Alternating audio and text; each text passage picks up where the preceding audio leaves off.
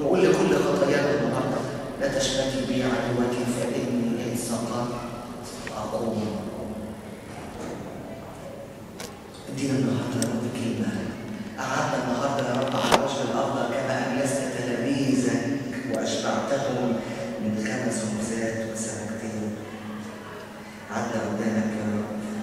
وشبعنا النهارده وشبعنا في هذه الليله يا رب بكلامك، كلامك اللي انت بتقول انتم انقياء من اجل الكلام الذي كلمتكم به، لكل المجد يا رب.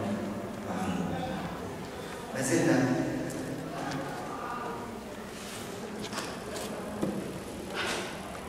ما زلنا نتامل في هذه الرساله، رساله المتألمين. هي اعظم دواء ورجاء للمؤمن المتألم، لكن هناك شرط ان تكون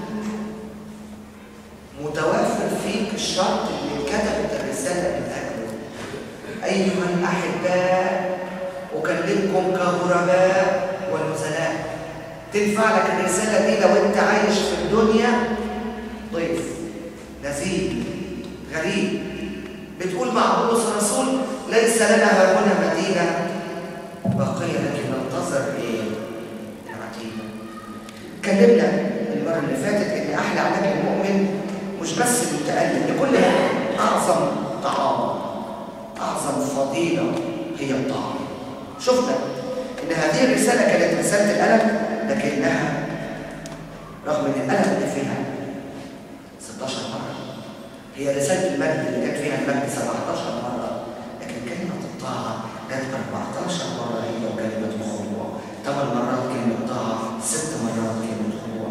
وشفنا حل المشاكل كلها بالنسبه لعلاقتنا مع الرب، او في بيوتنا المسيحيه، او في اجتماعاتنا المسيحيه، او في اشغالنا. تيجي الكلمه المسيحيه اللي بحق دواء هي كلمه طاعه. المجد 17. وشفنا التغيير الحلو كأولاد الطاعة، لا تشكلوا شهواتكم السابقة. شفنا إن كنا أولاد، كنا قبل كده أولاد غضب. في رسالة أفسس كان مسمينا بولس الرسول أبناء المعصية، لكن دلوقتي بقينا أولاد الطاعة. شفنا الطاعة بتحمينا من القلب. الطاعة لما تطيع النهارده بتحميك. يقول الكتاب ليتك أصغيت إلى وصاياي فكان كنهر سلام. بنقول لك دي لا، ودي هتخرب بيتك، والكتاب بيقول كده. لا، تيجي انت حضرتك تعمل ايه؟ ما طلعتش، عملتها، اتنزع منك ايه؟ السلام. مفيش سلام.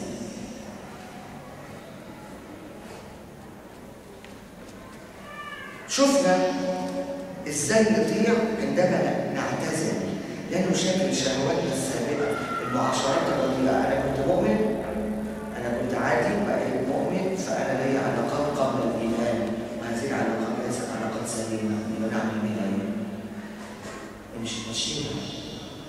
بني ادم مش هيطلعك لقدام، هيرجعك لورا. سايبه وبتعاشره ليه؟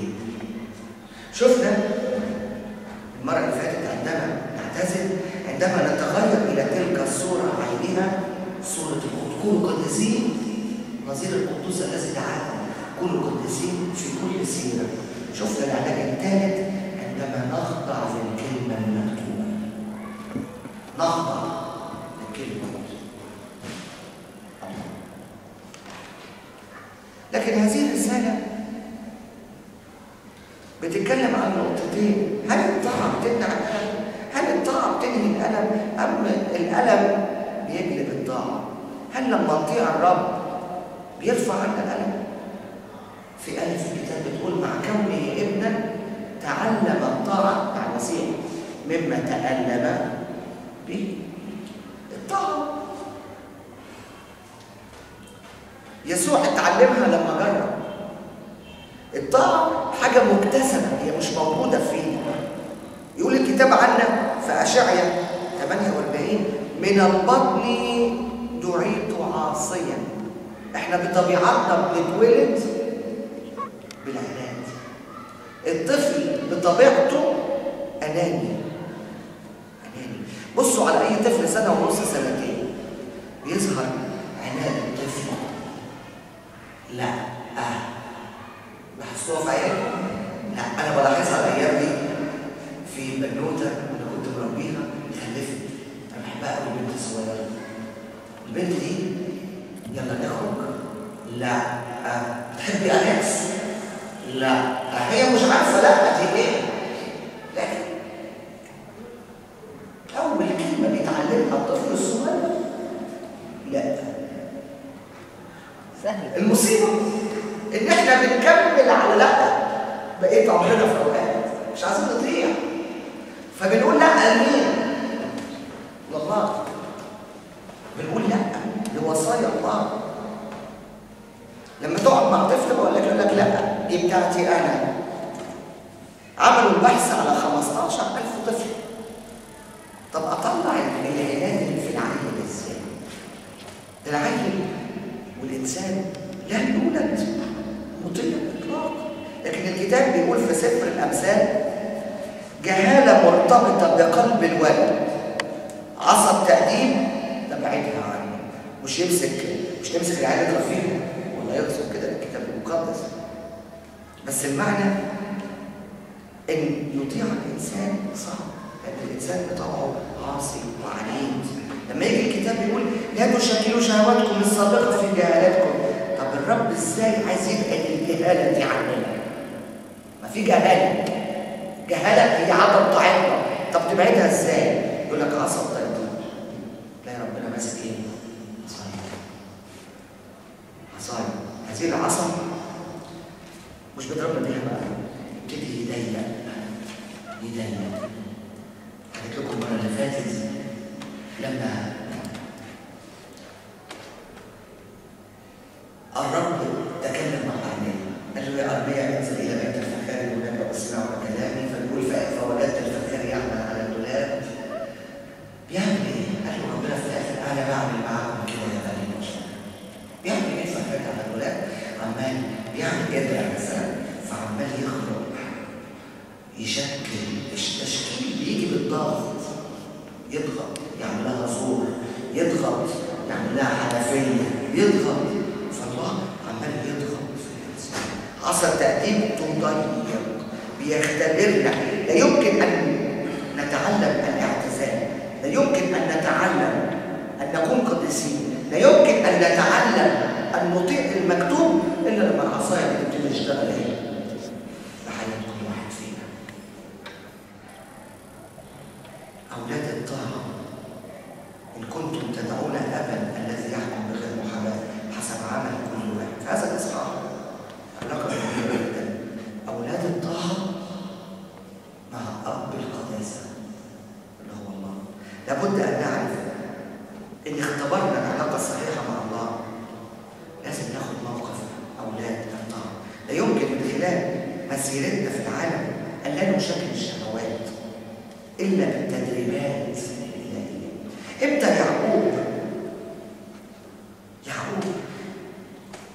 قدر يبقى كويس مع الرب ويحزن الآلهة الغريبة بعد عدة مشاكل؟ ده في يوم في ليلة الله كسر له رجله، كسر له، عمال يحطه في مشاكل. لا يمكن أن نتعلم القداسة، لا يمكن أن نتعلم أن نطيع المكتوب، لا يمكن أن نتعلم الاعتزال عن بعض الناس في حياتنا زي ما كلمت المرة اللي فاتت إلا ما الأب الحكيم بتاعنا القدوس يضغط. اللي خلى موسى يتغير 40 سنة تدريبات في البرية، 40 سنة. اللي خلى يونان يتغير، يونان النبي، اللي خلى أعد الرب حوت لما دخل بطن إيه؟ الحوت. تعلم الطاعة. من ضيقي دعوت الرب. عشان كده يقول الكتاب إن كنتم تحتملون التأديب يعاملكم الرب كالبنين. لو عايز تحتمل التأديب بتاع الرب انت ابنه.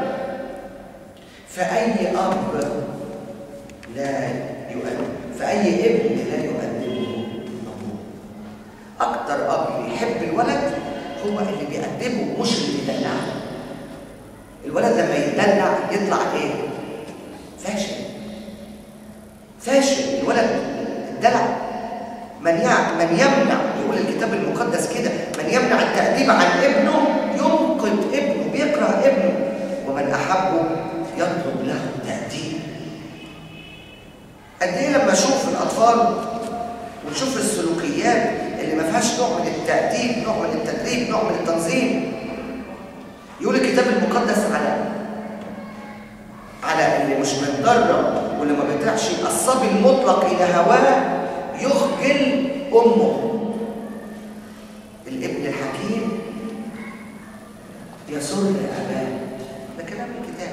احنا لما نرفض التأديب، لما نتذمر، لما نخور، لما نرفض، لا يا رب انت بتعمل ايه؟ ايه المرض ده؟ ده ما ماشي معاك كويس، يعني ليه تجيب لي مرض النهارده؟ ليه يا رب الحاله الصعبه اللي ليه الظروف ضيقه؟ ليه؟ ما احنا اتفقنا المره اللي فاتت السفينه اللي كان راكب فيها بولس كانت عماله تتكسر، ويرموا في العفش ويرموا. فلما سلمنا خلاص بقى اللي انت عايزه، رايه بيضاء رفعت اللي انت عايزه. فلما سلمنا يقول الكتاب صرنا نحمل. هل احنا بنسلم؟ هل اخذنا في حياتنا؟ يعني هل بنعيش حياه التسليم دي حياه ما تنفعش فيها محاضره ولا اتنين؟ دي حياه تتعلم فيها تسلم. بابا كرولوس بيقول كلمه حلوه قوي: كن مطمئنا جدا ودع الامر لسكين لصاحب الامر. كن مطمئنا، ولا تفكر كثيرا، ما تفكرش كثير، واطمن. الله ما بيقدمناش علشان يذلنا، لكن علشان ما يسيبش كل واحد يعمل اللي في هواه.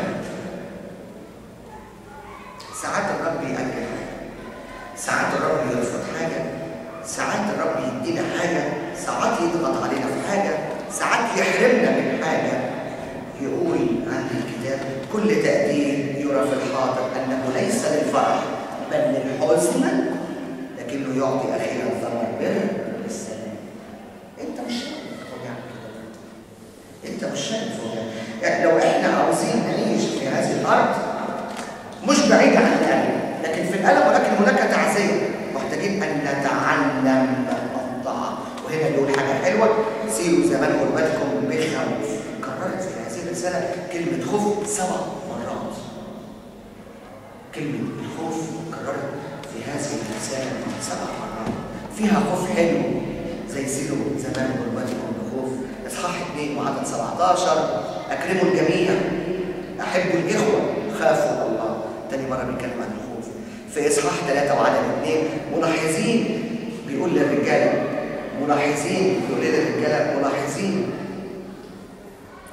بيقول للستات السيدات ملاحظين سيرتكم الطاهره بخوف. هنشرحها قدام لما نعرف يعني ايه. مش جوزك يشوفك كده سيرتك كويسه فجوزك يقعد خايف ربنا يديله معاش ولا حاجه. لا مش كده، مش ده المقصود. احنا هنعرف ده المقصود. ففي 7 مرات مش عايز اخش فيهم. مش كل انواع الخوف سيئه، لكن هناك نوع من الخوف بيحمينا، نوع من الخوف بيخلينا نعيش حياه روحيه تقويه مقدسه. سيروا زمان غربتكم بخوف. لما يقول تمموا خلاصكم بخوف ورعبه، مش خوف من الدينونه او من العقاب او من الهلاك، لكن زي ما قال الرب لابراهيم: قال انا علمت انك خائف الله. الخوف هذا هو خوف حلو وخوف احترام. خوف احترام. المؤمن اللي بيعيش زمن غربته بخوف الطاعه مع خوف الله ماشيين حلو. لكن في خوف وحش بيقول عنه الرب: اما خوفهم فلا تخاف. لا، الخوف الوحش، الخوف ده انتوا ما تخافوش. لكن احنا بنخاف من ايه؟ النهارده لو انا النهارده بعترف، لو انا النهارده اعترفت بخطايا وانا نلت الخلاص من الرب يسوع المسيح، انا خفت ايه النهارده؟ زي ما قال بولس الرسول: لا شيء من الدينونه على الذين هم في المسيح يسوع. مفيش. نام وانت مرتاح، نام وانت مغمض عينك، نام وان شاء الله بره، ما فيش حاجه ممكن تحصل. كل الاشياء تعمل الخير معا الذين يحبون ايه؟ النهارده عاوز اتكلم عن 3 حاجات بيساعدونا في هذا الخوف المقدس والطاعه الجميله اللي احنا بناخدها من الاب الحكيم اللي بيحكم بغير محاباه. عدد 18 وعدد 19 بيقول ايه؟ عالمين انكم افتديتم لا باشياء تفنى بفضه او ذهب من سيرتكم الباطله التي تقلدتموها من الاباء، بل بدم كريم كما من حمل بلا عين ولا دنس، دم المسيح. خلوا بالكم وانتم بتتقدموا من الرب وانتم بتتعاملوا مع هذا القدوس، خدوا بالكم. كل واحد فينا تعبان لازم يقول ايه؟ عالمين ان احنا افتدينا بدم شريف. علاج النهارده 3 حاجات اساسيه. اول حاجه وانت بتتقلب هناك فديه الهيه، لما تدرك قوه هذه العلاقه في دم كريم بيربطك بمين؟ النهارده بالرب. في عدد 22 و 23 بيتكلم عن الكلمه النبويه، بيأكد عليها في هذا الاصحاح، وفي حتى في رسالته عندنا الكلمه النبويه وهي اثبت التي تفعلون حسن ان انتبهتم اليها كما الى سراج منير في موضع مظلم الى ان ينفجر ايه؟ النهار. وانا ماشي، انا مش ماشي كده، ده انا ماشي مدفوع ثمن، وثمني هو دم المسيح، وانا بتقلب احط ايه في الاول. عندي نمرة 2 الكلمة، كلمة الكتاب المقدس، صلاة لا يذكر فيها كلام الله، كلام الكتاب ما بتنفعش، ما بتنفعش. أحلى حاجة يسوع بيحب يشوفها فينا إن إحنا بنقرأ إيه؟ كلام. تالت حاجة بيأكد عليها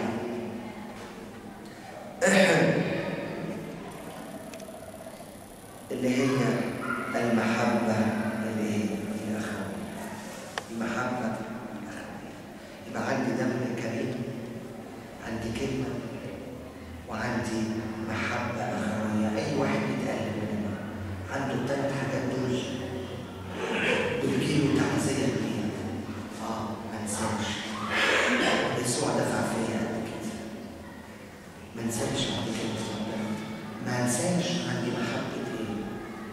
محبة ايه؟ محبة ايه؟ واكلم كلمتين عن كل واحد فيهم. علينا ان ندرك معنى الفتية. يقول الرسول وانتوا بتتألموا وانتوا بتمروا في الظروف الصعبة، اوعوا تنسوا انكم عالمين انكم افتديتم. مفيش شيء بيطمن وسط الضربات، وسط الاختبارات، وسط الضيقات قد دم يسوع المسيح. وسط كل اللي انتوا شايفينه، تحرير عباسيه، مش عارف انتخابات يوم الاثنين، الناس كلها دماغها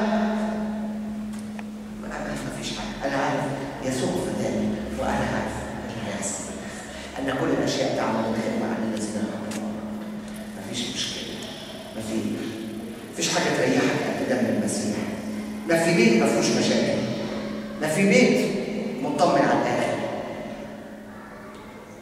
لكن اللي عنده الفتنه دي سلام وسط اخبار حروب، زلازل، مجاعات، الكل موجود. لكن المؤمن اللي اختبر الفتنه بيطمن.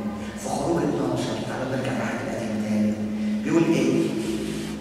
لما موسى ياخد الشعب وياخده ويقول لكم الدم علامه على بيوتكم فارى الدم واعرض عنكم، فلا تكون عليكم ضربه للهلاك حين اضرب ارض مصر. لمصر بتضرب ايام فرعون من الرب يسوع. ايه اللي طمن شعب الله؟ ايه اللي طمن شعب الله؟ اللي يطمني النهارده انا كمسيحي عايش في ارض مصر ما اتضربت قبل كده. ايه اللي حمى حتى المصريين؟ اللي حط الدم المسيح علامة، دم المسيح علامة المسيح. قال لك أرى الدم يا ملاك يا مهلك هتعمل إيه؟ قال لك أرى الدم وأعمل. ثقوا تماما، ثقوا تماما. أنا تحسن إيه؟ ربي بيشوف الدم اللي علينا، دم ابنه اللي مرشوش على كل واحد فينا. خفت من إيه؟ حتى وأنت بتتكلم في أي حاجة، مش مشكلة في البلد، في أي حاجة، في نفسيتك، في جسدك، تعبان، في مشاكل في البيت، ويكون لكم الدم علامة على البيت. لكن النهارده الدم مش على بيوتنا النهارده. الدم مش على بيوتنا النهارده، الدم فين؟ علينا احنا شخصيا. علينا احنا شخصيا. أكتر شيء يطمني في الحياة حتى لو بتقلب على مين انكم افتديتوا. صحيح التأديب يؤدبني الرب وإلى الموت إيه؟ لم يسلم. صحيح كل الأمور تخلي الواحد يخاف، لكن المؤمن مطمن إنه في صخرة. لا تخافوا من الذين يقتلون الجسد بل الحري. يخافوا من مين؟ اللي له سلطان النهارده إنه يتحكم في روحك. لو أنت حاطط حياتك، حاطط بيتك تحت هذه الحماية، يكون لكم الدم علينا، فأرى الدم وأعرض عنكم فلا تكون عليكم ضربة للهلاك. في ضربات بس ألا يكون لكم ضربة للهلاك، لأنه لا شيء من الدينونة الأهل الذين هم في المسيح. تيجي الضربات حتى الموت يجي. عزيز في عيني الرب موت صفي أو موت تقي. يجي على الموت أخاف منه إيه؟ أبطل الموت وأنار لنا الحياة والخلود. خاف من إيه؟ يعني ممكن تيجي تقول لهم إيش ياخد الريح من البلاط؟ هيسخطوك يا قرد، هيعملوك غزال يعني؟ مفيش حاجة من التعامل. التراب ده احنا مش عايزينه. لكن احنا عايزين إيه؟ عايزين إيه؟ عايزين إيه؟ يا حرام. موسى والأنبياء ومنهم أشعياء ودانيال كانوا بيكتبوا. فاكرين الفريسيين بيكتبوا ويكتبوا ويكتبوا. مش ليه؟ ده مين؟ لنا احنا. احنا بتوع العهد الجديد. احنا بتوع العهد الجديد. احنا المفروض نكون متمتعين. متمتعين. احنا اللي هنستقبل المسيح بعد كام يوم، بعد كام اسبوع. الملائكة يا حرام ما بيقولوش ولد لنا، ولد لكم، لجنس البشر، لبني آدم. عشان الله قال إيه؟ لذتي مع مين؟ مع بني آدم، مش مع الملائكة. مش لذته مع الحيوانات، لذته مع مين؟ مع الإنسان. لكن لو أنا النهارده حاطط دم المسيح قدامي للحياة هي المسيح والموت لي ربح. لأن أين شوكتك يا موت؟ أين غلبتك يا هوي؟ عشان كده الرسول بيقول بولس لست أحتسب لنفسي شيء ولا نفسي ثمينة عندي. يا سلام يا سلام. خد العلاج الأول النهارده يا يسوع. أنت تعبان في أي جزء من حياتك، تعبان في أي جزء من بيتك، تعبان في وطنك اللي انت عايش فيه. خد العلاج الاول النهارده. اول كبسوله مضاد حيوي ممكن تاخدها فديه الهيه، فديه المسيح. احلى كلمه في كلمه لا تخف دي قلتها لكم كذا مره. لا تخف لاني معك، صح؟ دايما. لكن انا بحب ليه؟ لا تخف لاني فديتك، دعوتك باسمك، انت ليه؟ دي قوية. إذا لا يمكن أن نتعزى وسط الألم إلا لما نكون عالمين أننا افتدينا، عالمين أنكم افتديتم. فداء يعني شراء، يعني دفع ثمنه. يبقى من الغباء جدا شيء مدفوع ثمنه وغالي جدا، وأنا أقول إيه؟ مش عايز. لا، ده مدفوع. بولس اختبر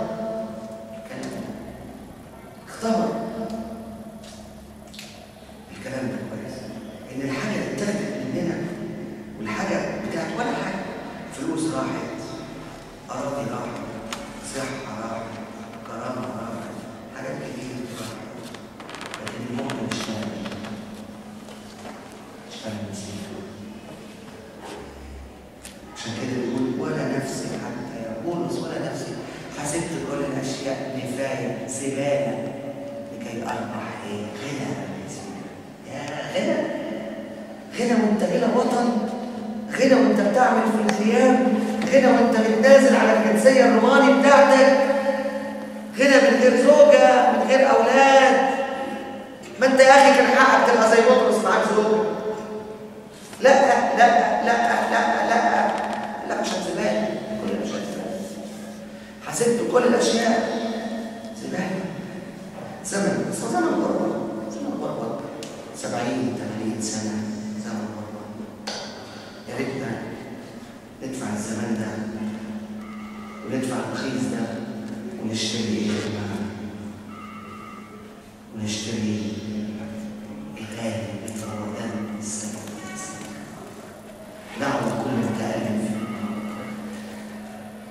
صدقوني صدقوني، لو عايزين نعيش بسلام أول حاجة نحطها في دماغنا إن إحنا مفتيين بدمك.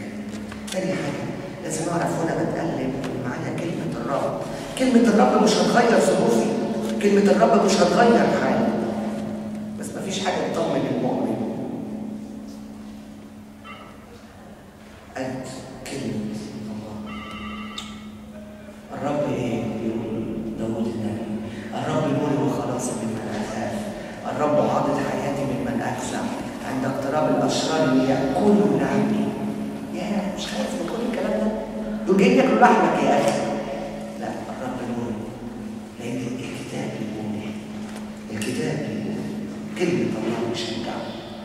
يقول الرسول بطرس: طهروا نفوسكم في كلمة الحق. كلمة الحق يا جماعة بتطهر، بتشبع وتشفي وتبني وتعلم.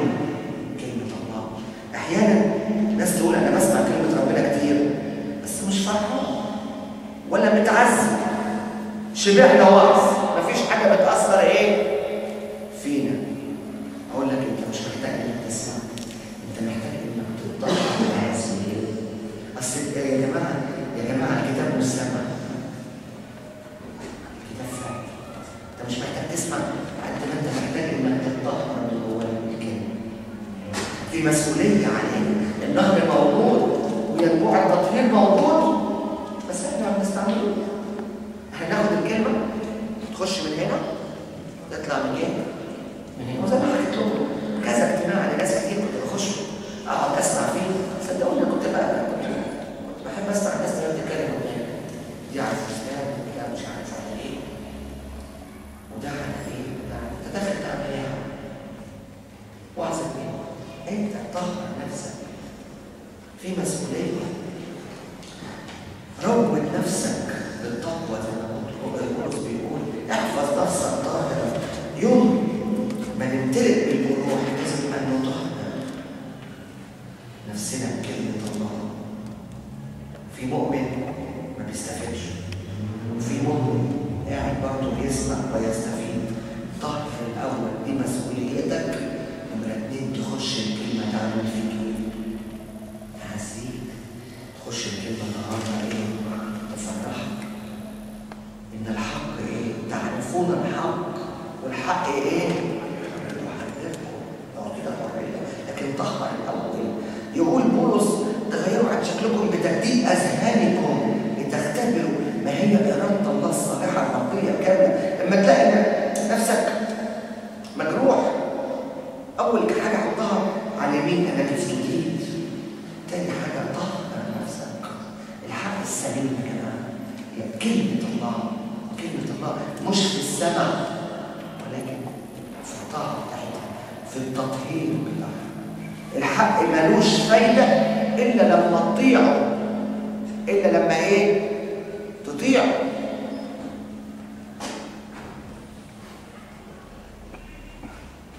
مش تشغله، يعني اخش محل الاقيه مشغل انجيل.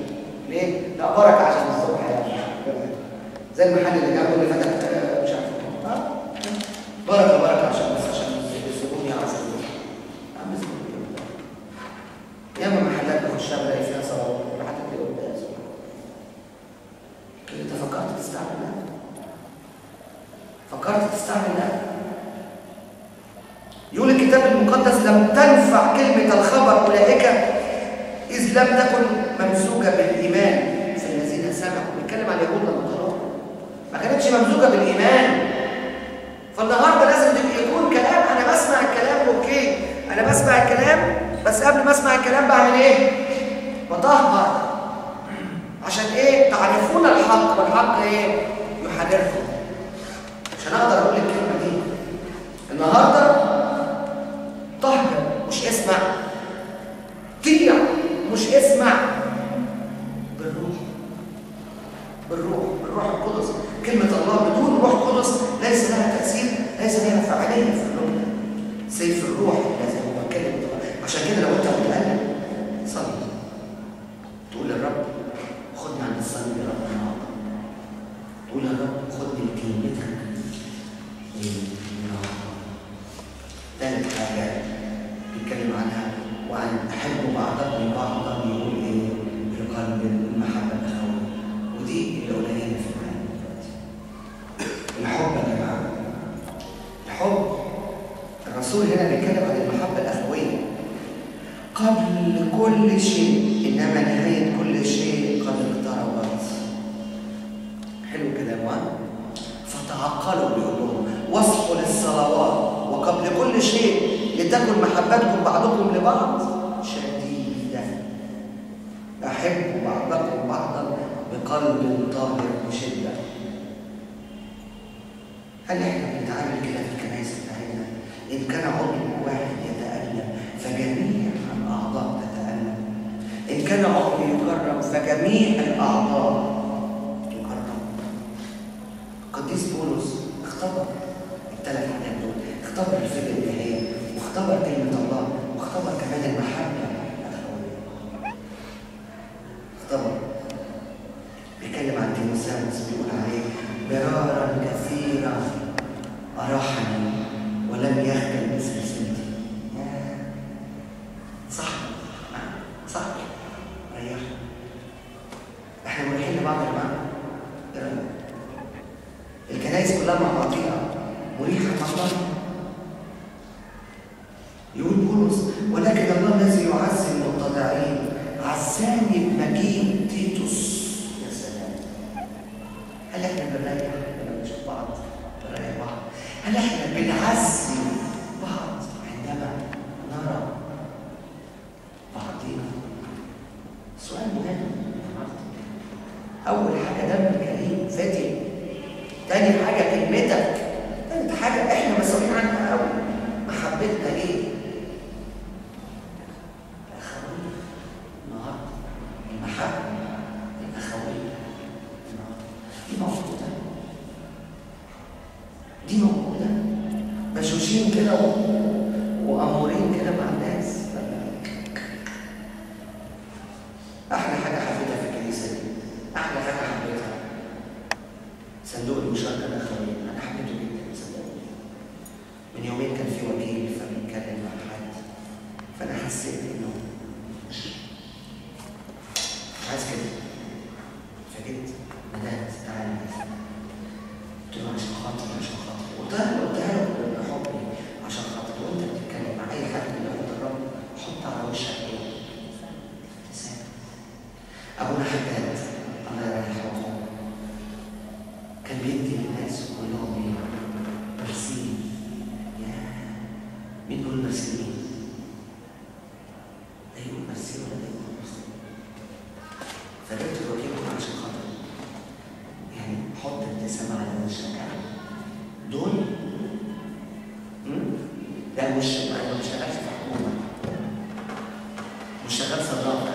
اضحك اضحك، ما ينفعش. لازم يكون في حب واخر.